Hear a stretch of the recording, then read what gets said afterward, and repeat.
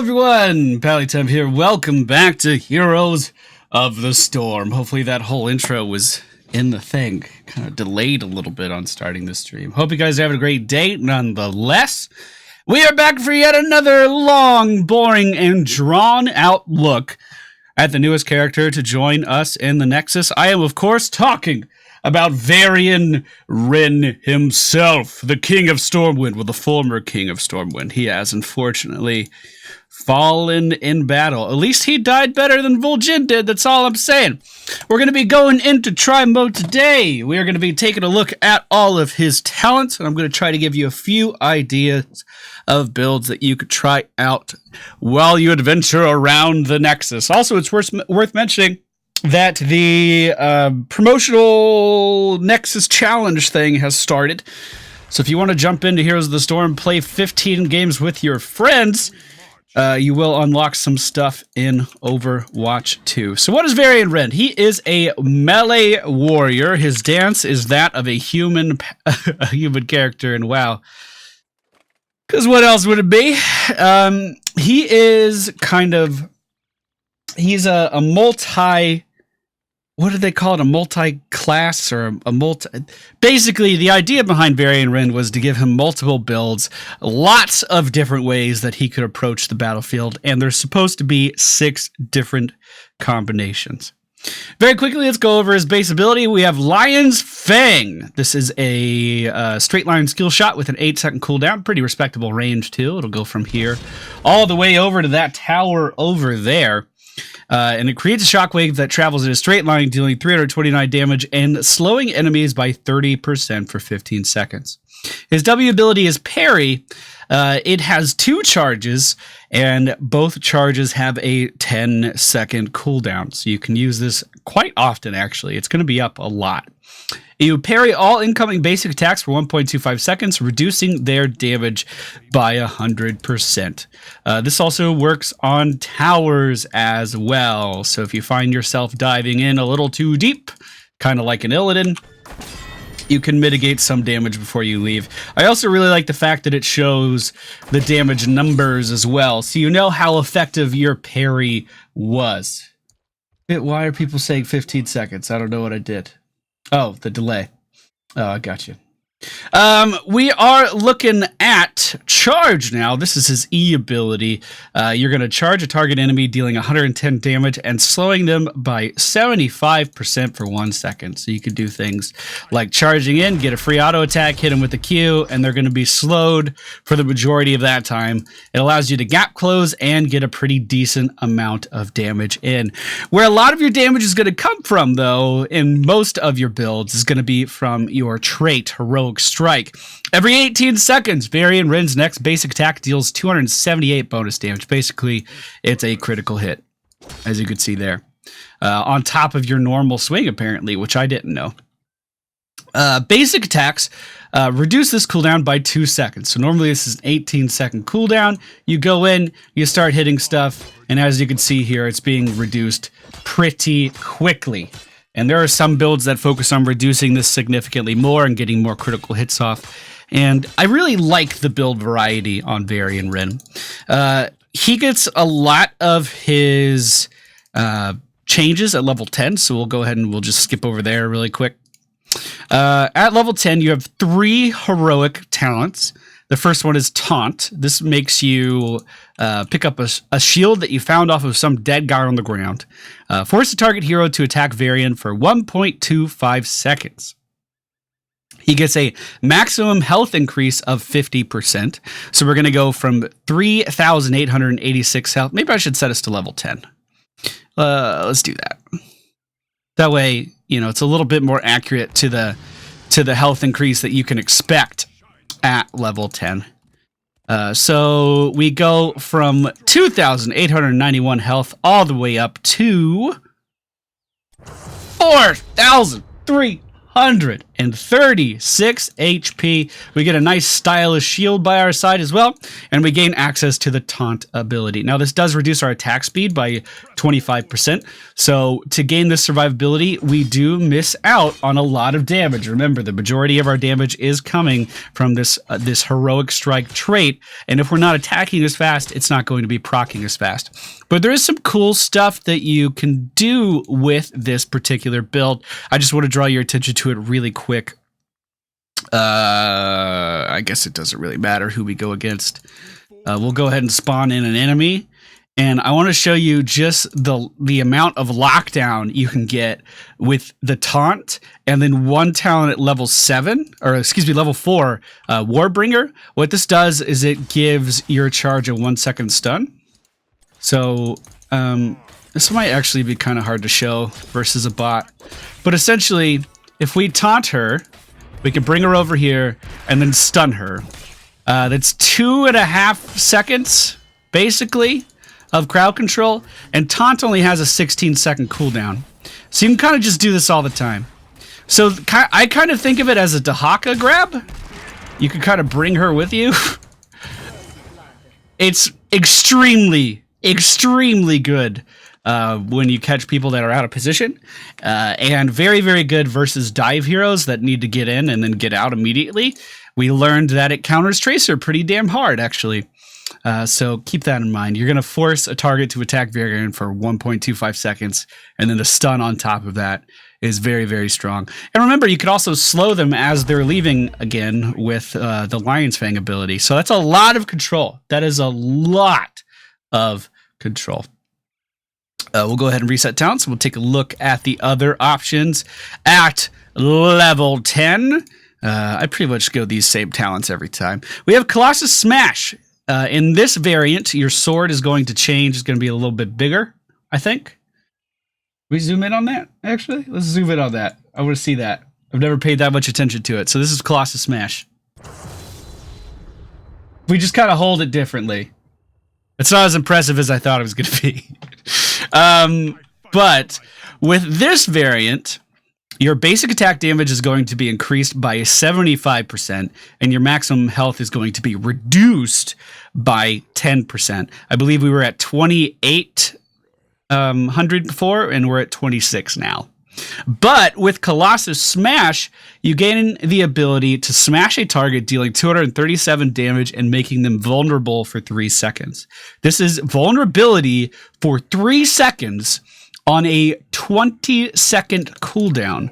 Let's go ahead and toggle in some minions again, and I can show you just a little bit of what that damage actually looks like. And this is only going to be at level 10. We can increase our damage significantly more than this. So we would harass a little bit with our Q. Of course, Kerrigan has shields.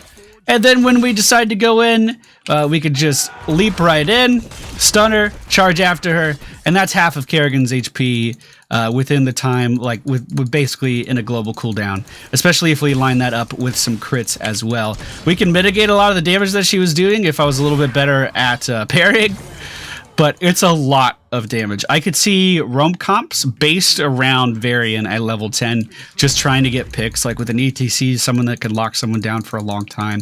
You can really jump in and do a ton of damage. But it is worth mentioning that you're pretty all in at that point too. You're going to be diving in and hoping for a kill. You're going to be using all of your resources to try to finish that off. And you won't necessarily have an escape to fall back to after. But it's pretty good, you know what I'm saying? It's pretty fucking good. If we look at the other ability at level 10, we have Twin Blades of Fury. Basic attack reduce the heroic strike cooldown by 9 seconds. So remember, this is an 18-second cooldown. If we go with Twin Blades, every time we auto-attack, it's going to be reducing that cooldown by 9 seconds. And it's going to be giving us a 30% movement speed increase for 2 seconds every time we auto-attack. Our attack speed is going to be increased by 100%, but our basic attack damage is going to be reduced by 25%. Don't let that basic attack damage reduction scare you at all, because look how fast you can attack and how often your critical hits come into play. It's actually alarming. You could do so much damage if you're able to stick to your target. And he has so many tools in his kit to help you do just that.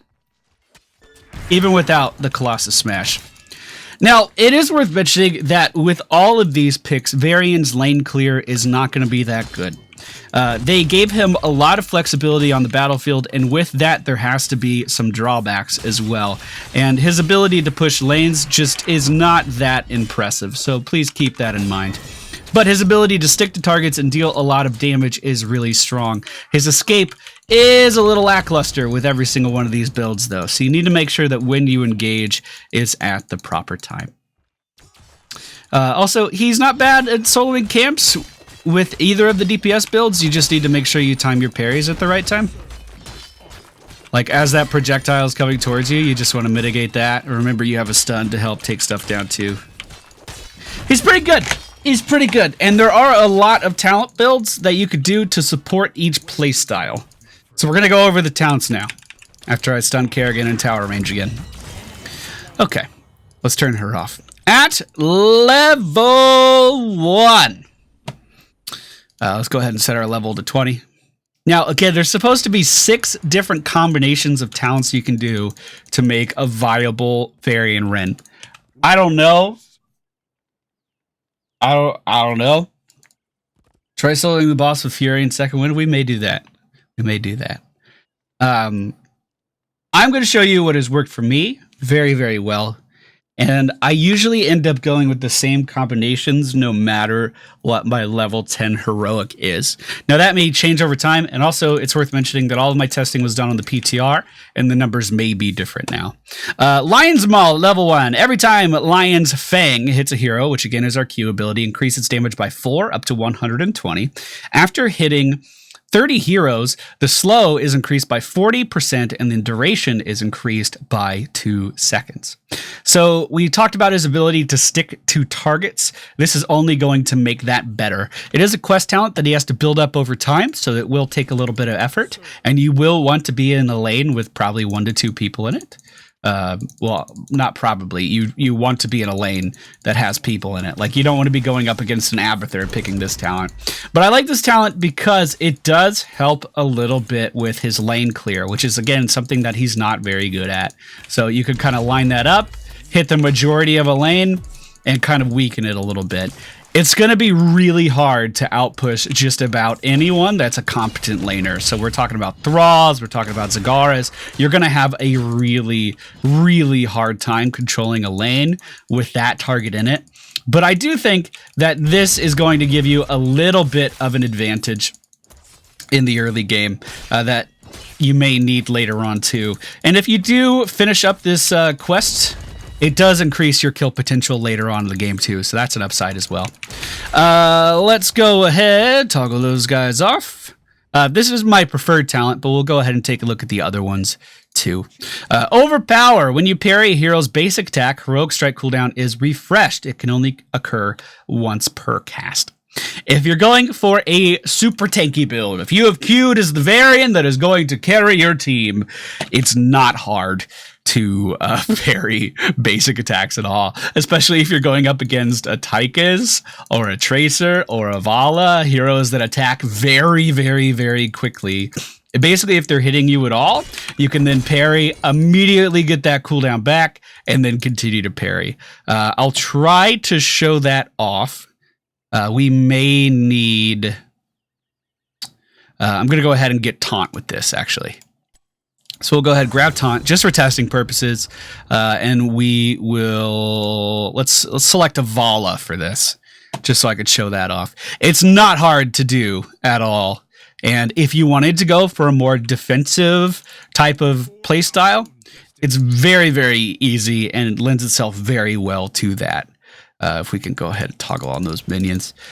That being said, you're going to have that blinding weakness of not being able to really clear lanes, and I think that that is a big deal. So we'll go ahead and taunt her, parry. Okay, she stopped attacking me, but you get what I'm saying.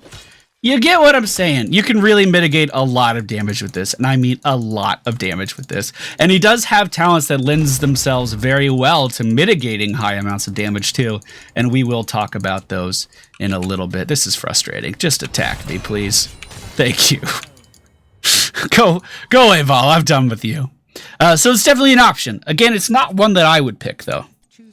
And then High King's Quest. Hit 50 heroes with basic attacks, participate in 5 hero takedowns, and gather 20 regeneration globes.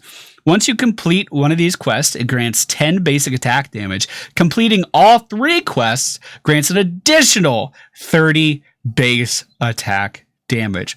This is the first talent we've ever seen like this. It's a quest with 3 different steps. Obviously, the one that's going to take the longest is the regeneration globes, but it's not like Regen Master where you need 20, or where you need 30. You only need 20 to complete this quest. You can do a lot with this, and I believe it does have synergy with... never mind. Never mind, it doesn't increase the healing that you get. So this is just a flat out damage.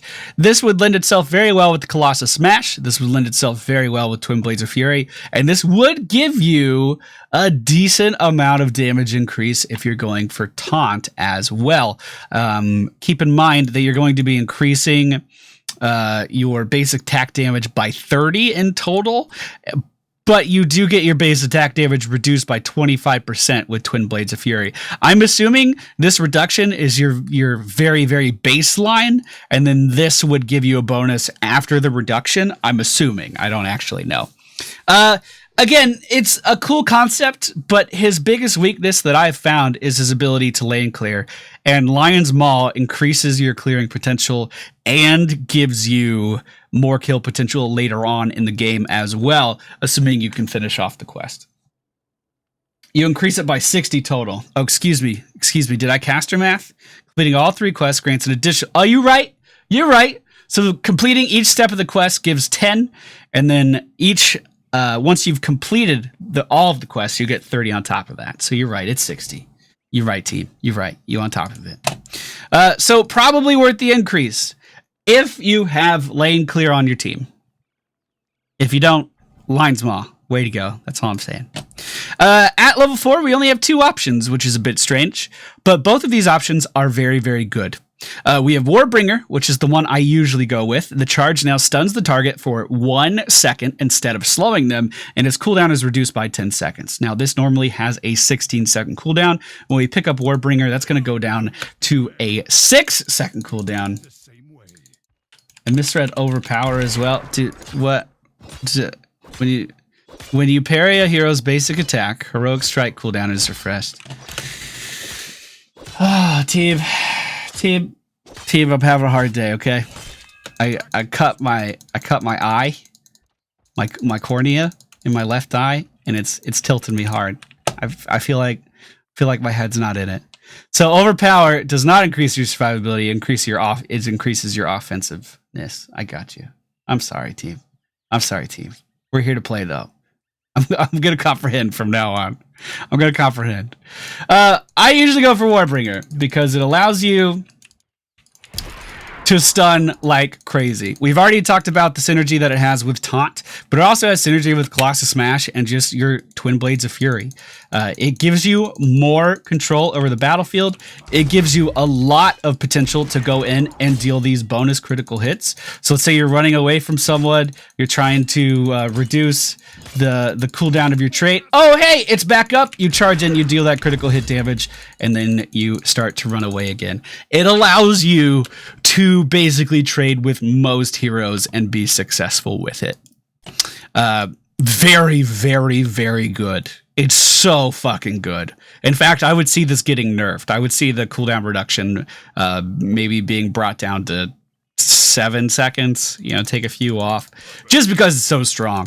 If you watched any of my live streams where I was playing Varian on the PTR, I picked up so many kills with just this talent alone. Like, we didn't even need anything else. Just when someone's chasing you down, stunning them and capitalizing on the bonus damage of your trait is so incredibly strong.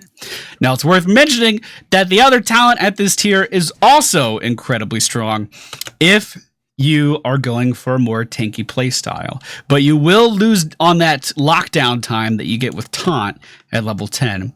Shield Wall, parry now grants protection, preventing all incoming damage for the duration. All incoming damage. Now, by default, it's only basic attacks that are going to be reduced, but if you're going against a very bursty team, if you're going against characters like Kael'thas, Jaina, Li Ming, Azmodan, where you can see the damage coming and you know it's going to hit really, really hard, but you have time to prepare for it, things with like a Pyroblast heading right towards your face. I don't know why someone would Pyroblast Varian Wrynn, but I don't know why you would pick Pyroblast in most cases. You can mitigate all of that damage now, which is very, very strong as well. So you have actually a really hard decision to make early on that you're going to have to base off of hunches. Like, do you think that Nova is really going to be a threat? Would it be better to mitigate that damage that Nova is dealing, or move in and stun her when she's revealed? These are both so incredibly strong. I cannot stress this enough. Shield Wall gives you a ton of self-mitigation, though. So maybe if you're not confident in your healer and you're really good at your reaction times, it counters Chromie with her temporal rewind so hard. You're absolutely right. You're absolutely right. Like, it counters so many mages that it's not even funny. So pick wisely. Again, my favorite's Warbringer, but I also usually go for very aggressive, high damage builds with Varian. I'll try to come up with a few builds that complement this talent as well. All right, let's go ahead, reset talents. We'll look at the next talent tier. We have Live by the Sword. Increases the duration of parry by 20% if you block at least 2 hero basic attacks with a single parry. Its cooldown is then reduced by 3 seconds. It has a 10-second cooldown by default. You'd be reducing 1 charge down to 7 seconds if you're able to block 2 hero basic attacks. No reason to really show that. It's pretty straightforward. Second Wind. Basic attacks heal Varian for 1% of his maximum health while below 50% health. They also heal him for 50% of the damage that is dealt. So I guess it does have synergy with High King's Quest. I was incorrect in that regard as well. So if you're dealing more damage with your basic attacks, you're going to be healing for more with Second Wind if you're below 50% health. And then Victory Rush. Every 60 seconds, Varian's next basic attack will heal him for 877 health when a nearby enemy minion dies. Its cooldown is reduced by 15 seconds. So why is a minion a feature of this talent? That is beyond me. But this allows you to just heal for a ton. Every 15 seconds, that would mean every 4 minions that die, team? 15, 30, 45, 60? Yeah, every 4 minions that die, you just get a massive fucking heal. So there was the heal there. There's 1 minion dead, 2 minions dead, 3. And now we'll just get a massive fucking heal again. Pretty good. This is pretty good. This is the one I've used the most, and it's been pretty fucking phenomenal for keeping Varian alive. That being said, if you're not near a minion wave, I suppose it's not as good. But just saying, it's a lot of healing. And it's not that hard to find minions either.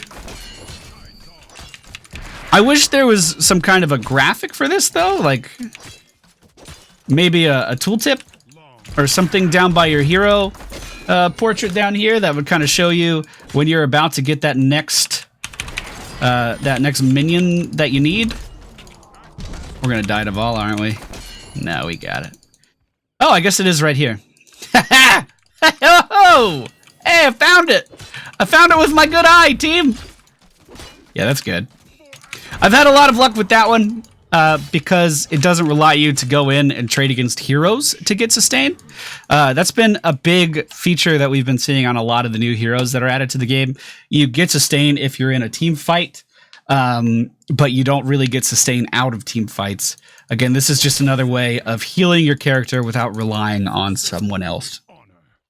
You just kind of go, stand by, let a few minions die, and it's going to reduce the cooldown of this quite a bit. This is the one I use the most, and I've had the most luck with, but I could definitely see Second Wind being really strong as well. I think the weakest of the tier by far is Live by the Sword.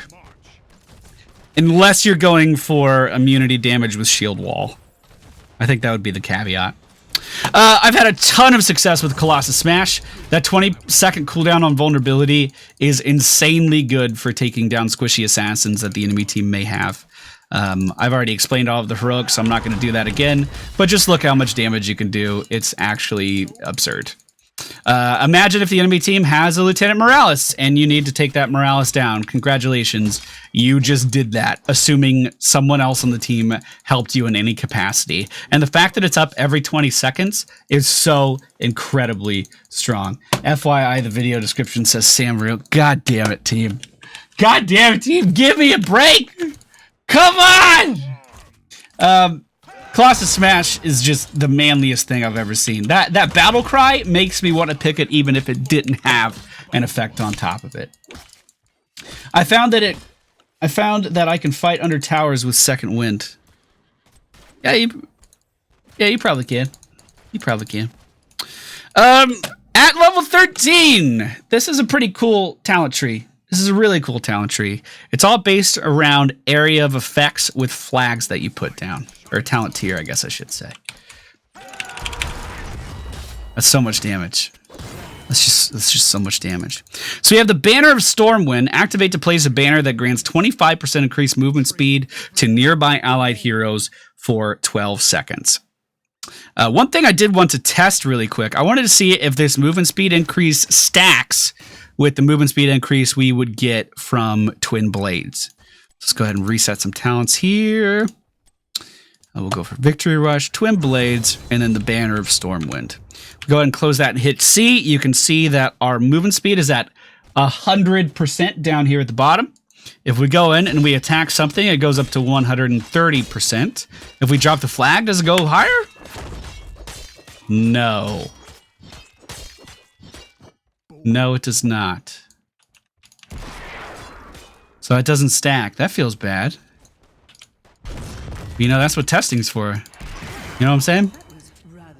So this would be used either to run away or to try to gap close. If you're going for Colossus Smash, I couldn't imagine that you would have that much trouble really catching up to people at all, to be totally honest. The other options in the talent tier, I think they're...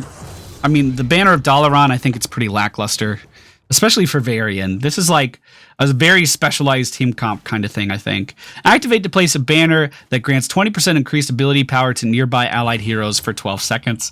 I would only do this with Li Ming and maybe an Azmodan, and that's about it. Banners are only for allies? Are they? Do we have ability power? We do have ability power. We could test. I'm pretty sure it affects everyone in the area. Yeah, it affects everyone in the area, team. So we got a bonus of 20% ability power. Again, this is specialized. Your healers are going to heal for a little bit more. Your mages are going to deal a little bit more damage.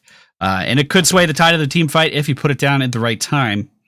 But again, I think the best talent in the tier is going to be the Banner of Ironforge. Activate to place a banner that grants resistance to all nearby heroes, reducing the damage they take by 25% for 12 seconds.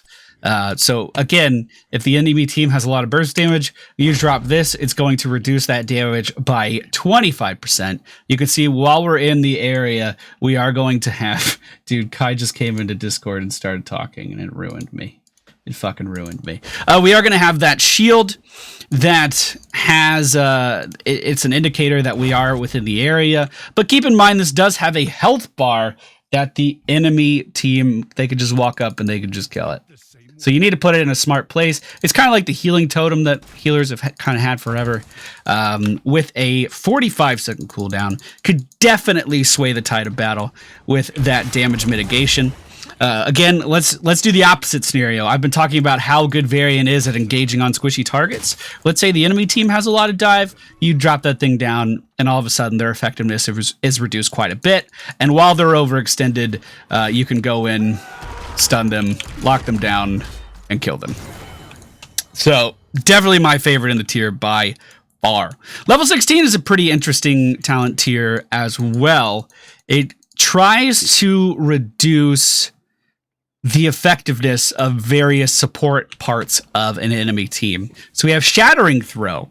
Activate the throw a sword that deals 114 damage to the target and up to 3,193 bonus damage to shields.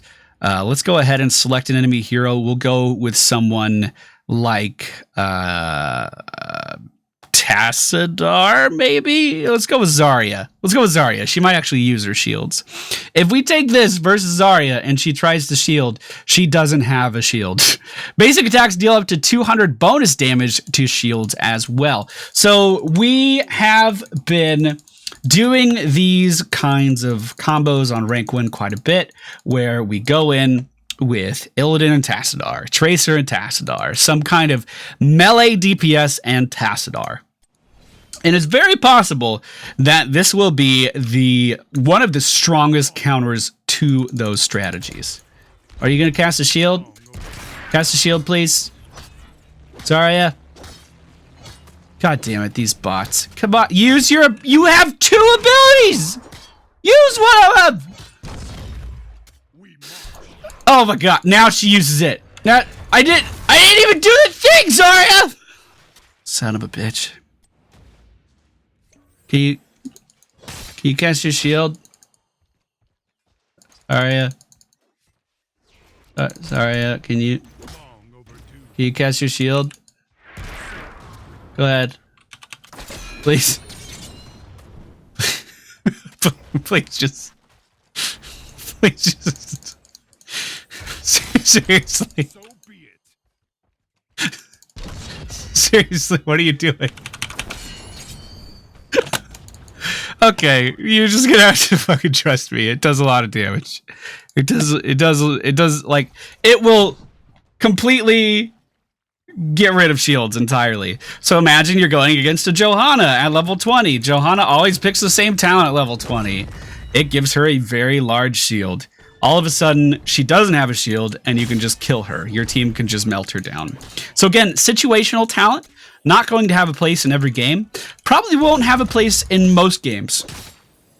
But versus specific characters like Zarya, Tassadar, Johanna, you will be able to completely eliminate that advantage that those characters have, which I think is pretty cool. I'm so tilted right now. Come on, come. It does deal damage like on its own. That is what I killed Zarya with there. Anyway, the other options in the talent tier. If we go ahead and reset talents. We have Mortal Strike. Heroes hit by Heroic Strike receive 40% reduced healing for 4 seconds. This is really strong versus, you know, double support teams. You're going to be reducing a lot of damage. It's worth mentioning that this has more synergy with Twin Blades of Fury than it does with any other heroic at level 10, because obviously with Twin Blades of Fury, every 2 auto attacks, you're going to be triggering the Heroic Strike. And that's the only time that Mortal Strike actually comes into play. So with Twin Blades of Fury, you can have 100% uptime on this and really reduce the amount of healing that the enemy team is able to output. Which probably means you're going to be killing your target that you're going after if your team has any sort of synergy. The other option is Juggernaut. Charge deals bonus damage to heroes equal to 6% of their maximum health. Again, this is a talent that would do better in a very specialized situation versus teams that have double tanks. Also, phenomenal synergy with Warbringer because you're going to be reducing the cooldown of your charge by that 10 seconds. So in most cases, I found myself either going for Juggernaut or Mortal Strike. Remember, Juggernaut is better with our particular build that we're doing here, and Mortal Strike would be better with Twin Blades of Fury. So we're going to go for Juggernaut here. It's just going to increase that burst damage even more. Kind of ridiculous, actually. Let's see how fast we can burst down at Zarya that doesn't use shields. I'm actually a little interested. Then at level 20, he has a ton of options. We have Master of Arms.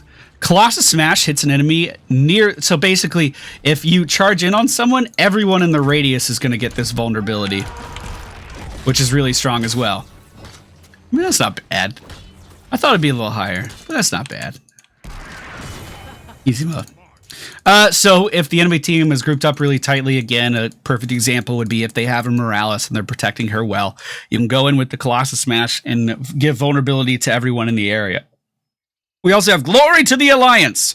The banner now also increases health regeneration and healing received from nearby allied heroes by 50%, and the cooldown is reduced by 20 seconds. So when you drop your banner, not only is it going to give damage resistance because of the one that we picked, it also is going to increase healing effectiveness by 50%, which is very strong. And this also accounts for passive health regen. And then there's Demoralizing Shout. Activate to demoralize enemy heroes, reducing damage they deal by 25% for 5 seconds. If you drop this and your banner at the same time, that is a 50% damage reduction that the enemy team is effectively going to be doing. That's 25% resistance for you and your allies, and then 25% damage reduction to the enemy team. Very, very, very strong. Oh, I didn't mention that it has the cooldown. It does. Master of Arms reduces this shit. This 10-second vulnerability. It reduces it down to 10 seconds. This 20-second cooldown vulnerability is now 10-second cooldown vulnerability. You're right. My bad, team. I have gone for this Master of Arms for that way more, just because you basically always have someone on the enemy team vulnerable. It's kind of fucked up, actually. It's kind of really dumb how much damage this does. Really dumb how much damage this does. And again, if the enemy team is clumping up, you're making everyone there vulnerable. Let's go against... Can I bring in Cho'Gall? Select enemy hero. Is that an option? Cho'Gall? Oh. There's...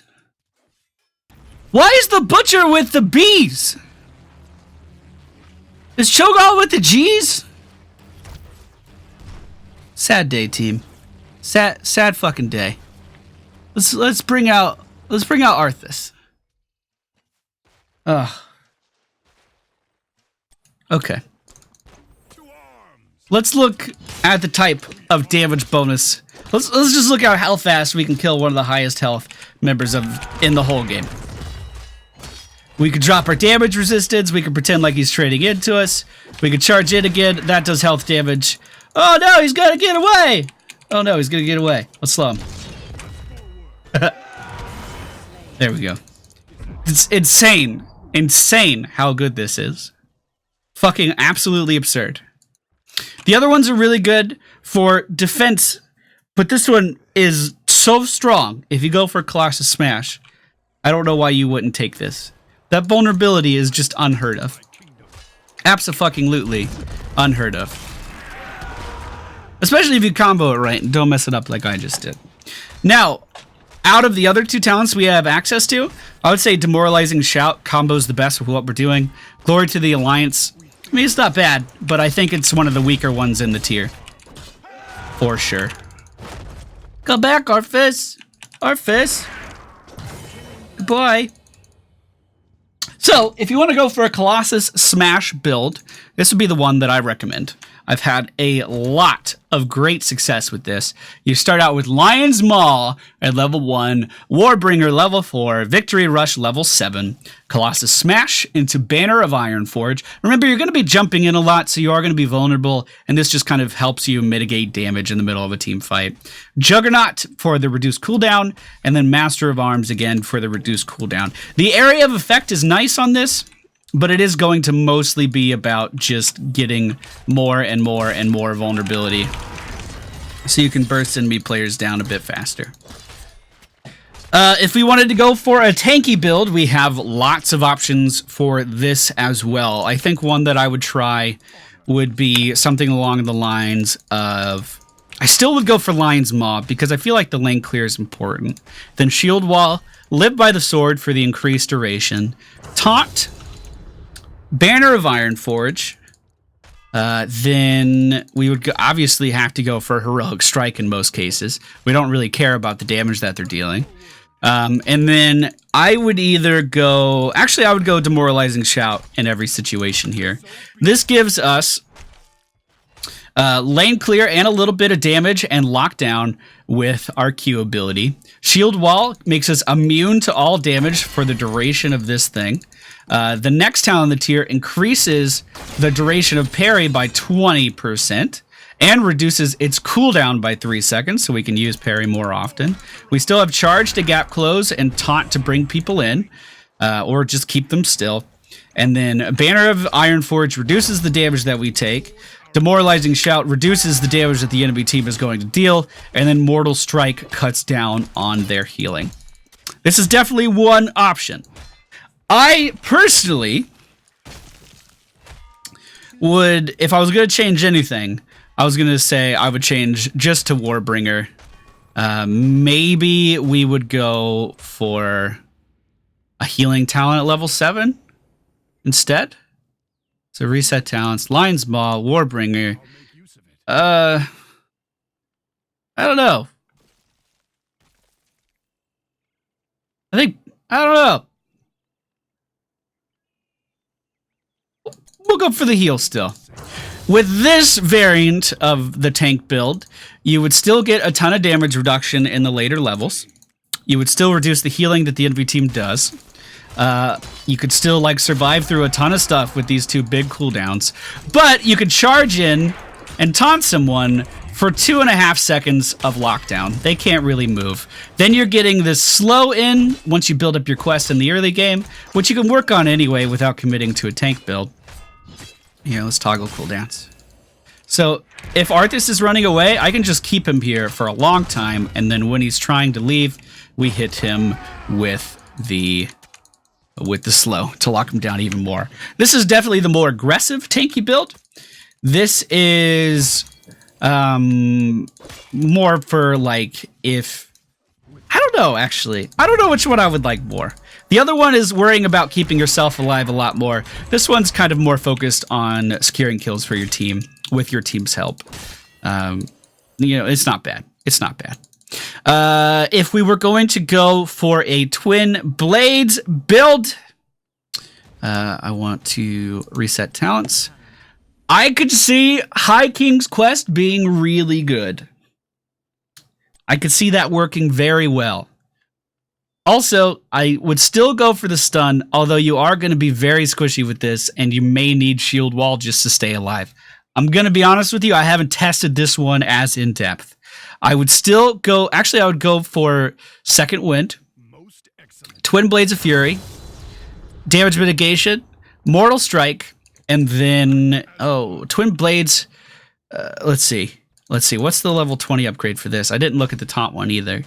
Being hit with a hero basic attack reduces the cooldown of Taunt by 0.75 seconds. So you're going to be able to taunt all the fucking time. But Taunt has a really low cooldown anyway. I still think I would go for the damage reduction in the tank build. For the Twin Blades build, we have Frenzy. Twin Blades of Fury increases Varian's attack speed by an additional 15%, and basic attacks increase movement speed by an additional 10%. So this is going to give you a 40% movement speed bonus. Is that right? That's a 40% movement speed bonus. No one should be able to get away from you with that. That would be the more aggressive one. But I think you're going to be pretty vulnerable with this particular build. because you're not going to burst people down as fast. This is more of do sustained damage to a target. It's not, you're not going in, you're not making the target vulnerable, you're not hoping that your team follows up immediately, you're kind of picking your battles a little bit better. Look, we're doing our quest. Isn't this just magical? If you have any trouble completing this quest, I feel bad for you. So, I mean, the additional attack speed would just increase your overall damage and your ability to stick to targets and chase them down. So I would either go with this or with a demoralizing shout. I could see either of them being fine. It would kind of be based on the situation. We deal a lot of damage, though. We deal a hell of a lot of damage, team. But stun gets you 2 free auto attacks in there every time. It's not bad at all. It's not bad at all. Alright, team. That's going to conclude the Theorycrafting video for Varian Wrynn. I hope you enjoyed it. I have a squadron stream to get to in 15 minutes. We're going to be playing Heroes of the Storm, and I'm probably going to be playing this character a little bit. Oh, you want me to show the boss? Okay. Okay. Here we go. We'll try. We'll try the boss, team. We'll do it. We'll do it. We're giving it a go. Let's parry. Get out of that. Charge in. Once we hit 50% health, we're going to get a lot more healing. That was a bad parry. Let's drop this flak.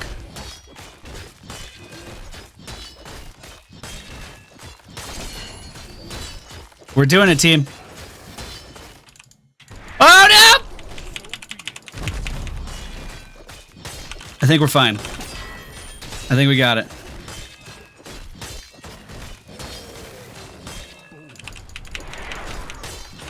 Easy mode. Easy. I wonder what level we can do that at. It's definitely possible. We could definitely do it. Anyway, this concludes a Varian Wrynn Theorycrafting video. I hope you guys thoroughly enjoyed it.